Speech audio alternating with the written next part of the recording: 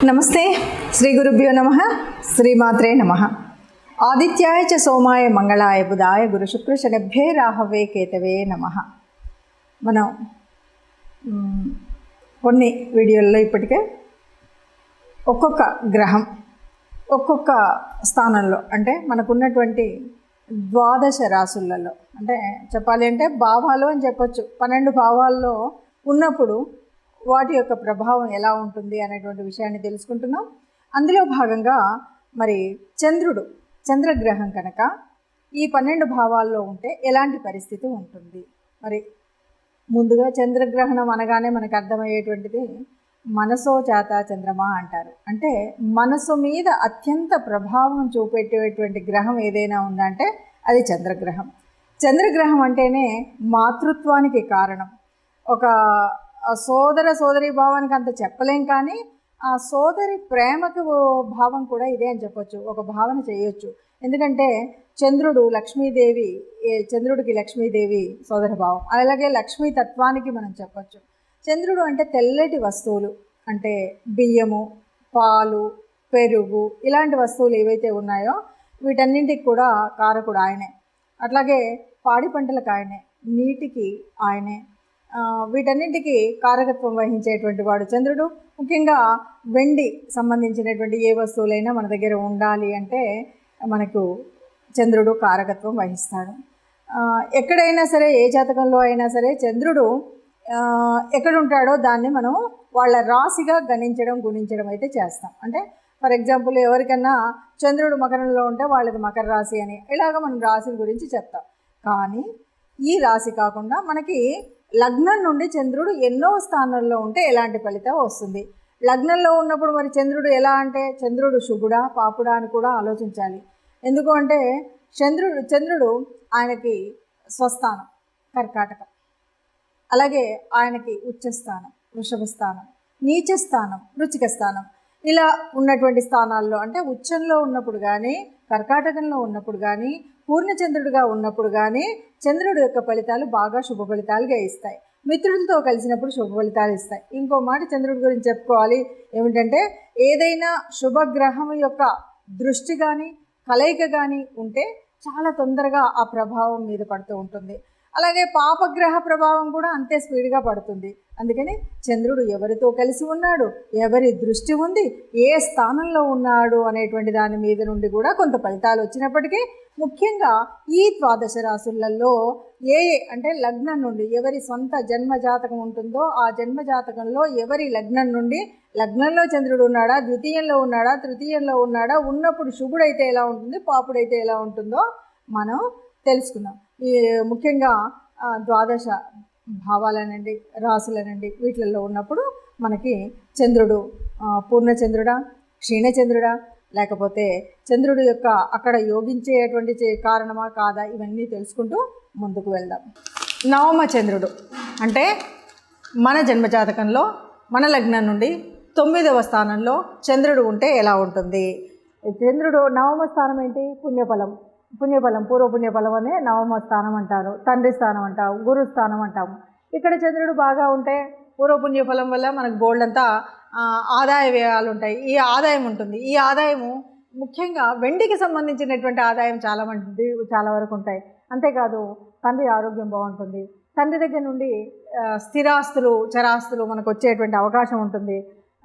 ఇంకా 9లో కనుక చంద్రుడు బాగా ఉంటే చక్కగా నదీ స్నానాలు, సముద్ర స్నానాలు, తీర్థయాత్రలు సందర్శించేటువంటి అవకాశాలు ఇవన్నీ కూడా దొరుకుతాయి. వీటితో పాటు సత్సాంగత్యం, తర్వాత సత్సంగాలు ఇవన్నీ ఉంటాయి కదా, వీటన్నిటిని నిర్వహించడం, వాటిలో పాల్గొనడం, దేవతా పూజలు ఇలాంటివన్నీ చేసేటువంటి అవకాశం ఉంటుంది.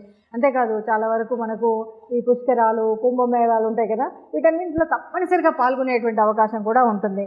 అయితే ఈ చంద్రుడు ఒకవేళ క్షీణచంద్రుడై లేదు పాపగ్రహ వీక్ష నుండి పాపగ్రహ కలయిక ఉంటే పూర్తిగా వ్యతిరేక ఫలాలు ఉంటాయి. అంటే పూర్వీకుల నుండి వచ్చినటువంటి ఆ వెండికి సంబంధించిన ఇంకేదైనా ఆస్తులు ఉంటే అవన్నీ కరిగిపోయేటువంటి అవకాశం ఉంటుంది. అలాగే మనం ఎవరితో సత్సంగాల్లో వాటిలో పాల్గొనేటువంటి అవకాశం ఉండదు. తీర్థయాత్రలు అంతకన్నా చేసేటువంటి అవకాశం ఉండదు. కాబట్టి ఏదైనా చంద్రుడు సరిగ్గా లేనప్పుడు మనం దీన్ని చూసుకొని ఆ ఫలితాన్ని పొందడానికి ప్రయత్నం చేయాలి.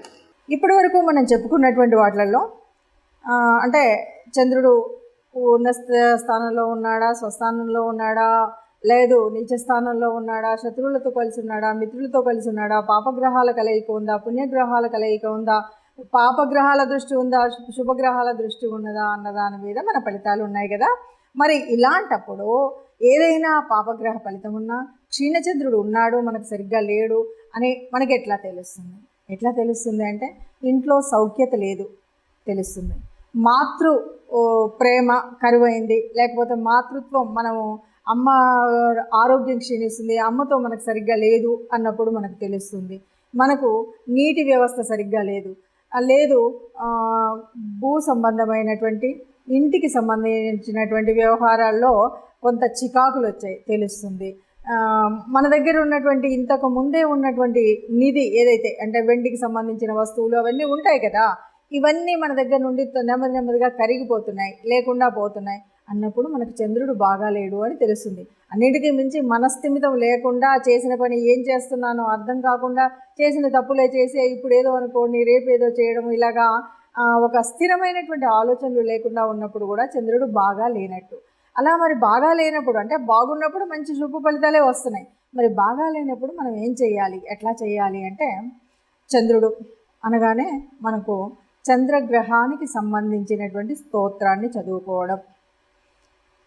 ఇంకా ఇవన్నీ చదువులు రావు, సంధ్య రాదు, మేము ఏదో పల్లెల్లో ఉన్నాం ఏదో ఉన్నాము అంటే కూడా ముఖ్యంగా రైతులు అనేటువంటి వారు ఉన్నటువంటి వారైతే ఒక మోదక వృక్షాన్ని పెంచినట్టయితే వాళ్ళకి కొంత పాపం పోతుంది, వాళ్ళకి ఆ చంద్రగ్రహం వల్ల ఏదైనా పీడితమైనటువంటి స్థితి ఉంటే అది పోతుంది అని చెప్తారు.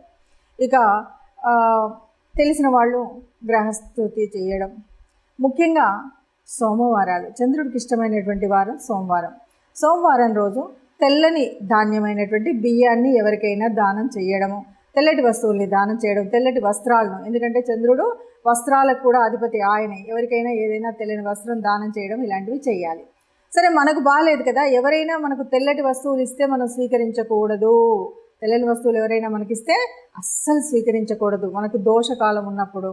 కొంతవరకు పురుషులైతే కుడి చేతికి, స్త్రీలైతే ఎడం చేతికి వెండికి సంబంధించిన ఏదైనా కడియం లాంటిది వేసుకుంటే కొంత ఉపశాంతి కలిగిస్తుంది. ముత్యాలు, ముఖ్యంగా చంద్రుడికి సంబంధించినటువంటిది ముత్యాలు కూడా ఒకటి, ఆ ముత్యాలు మనం ధరించడం అనేటువంటిది కూడా చేయొచ్చు. తర్వాత తెల్లటి గోశాలలో కనుక తెల్లటి గోవు, అది కూడా స్వదేశీ గోమాత ఉంటే ఆ గోమాతకి బియ్యంలో కొన్ని బియ్యం తీసుకొని అందులో కొంచెం బెల్లం వేసి ప్రతి సోమవారం రోజు మనం గోశాలకు వెళ్ళి ఆ గోమాతకి తినిపించడం. అంతేకాదు ప్రదోష వేళ శివుడికి అభిషేకం చేయించడం అనేటువంటిది కూడా, ఎందుకంటే ఈయన చంద్రశేఖరుడు కాబట్టి ఆ శివుడు తల మీద ఉండేటువంటి వాడు కాబట్టి శివుడికి అభిషేకం చేయించినట్టయితే, ముఖ్యంగా ప్రదోష వేళ అభిషేకం చేయించినట్టయితే మనకున్నటువంటి దోషాలన్నీ పోతాయి అని చెప్పొచ్చు. కాబట్టి ఒకవేళ పొరపాటునో గ్రహపాటునో మన పూర్వజన్మ సుకృతం వల్లనో వచ్చినటువంటి ఏవైనా దోషాలు ఉండి చంద్రుడు ఉండవలసిన స్థితి కాకుండా కొంచెం అటు ఇటుగా ఉన్నట్టయితే మనం ఇలాంటి పరిహారాలు చేసుకొని ఏ లోపం లేకుండా హాయిగా సుఖంగా ఆనందంగా జీవించవచ్చు. మనం అనుభవించడం అనేటువంటిది జీవిత లక్ష్యం.